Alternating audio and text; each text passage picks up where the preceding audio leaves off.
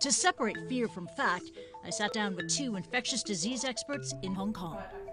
The coronavirus is man-made. If you look at the virus itself, if you look at the phylogenetic tree, we find that basically the virus pops very nicely in between the Bats coronaviruses and the SARS coronaviruses. So we believe that this is actually a natural evolution of this novel coronaviruses.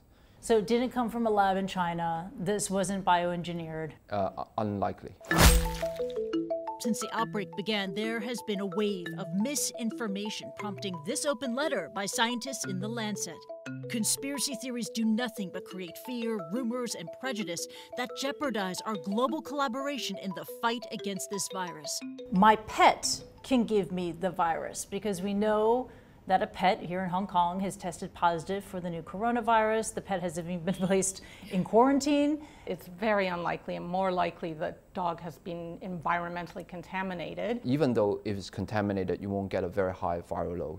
And it's very unlikely that you can actually be transmitted from the pets to you. It's very unlikely. Now, this is a big one. Wearing a mask will not protect me from the virus because you have the US Surgeon General telling people you don't need to buy a mask. It's not effective. Is it?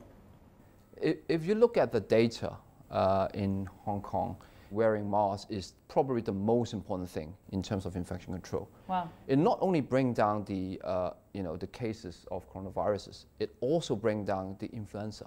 In fact, this is now the influenza season, and we hardly see any influenza cases. And that is because the masks actually protect not only against the coronaviruses, but also against the influenza viruses as well.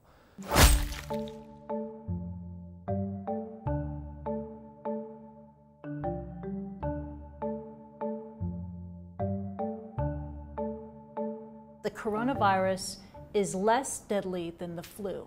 How did they compare? If you look at the 1,000 cases being reported by Professor Zhong Nanshan in the New England Journal of Medicine, basically the mortality rate is around 1.4%, or probably even going to go lower is the denominator getting bigger.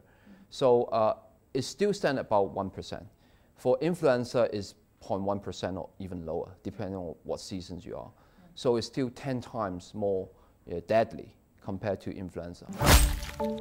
The virus will go away in April. We've heard that from many people. We've heard it from US President Donald Trump. Yes, Is that to be believed? It's very speculative, right? I see people partly say that because SARS kind of went away in April, May, but when it's warm here, it's going to be cold somewhere else. We've got a southern hemisphere too. In SARS, it only affected a few countries, but this time is really a pandemic scale. So basically, it can come back, especially in the southern hemisphere, and then alternate with the northern hemisphere.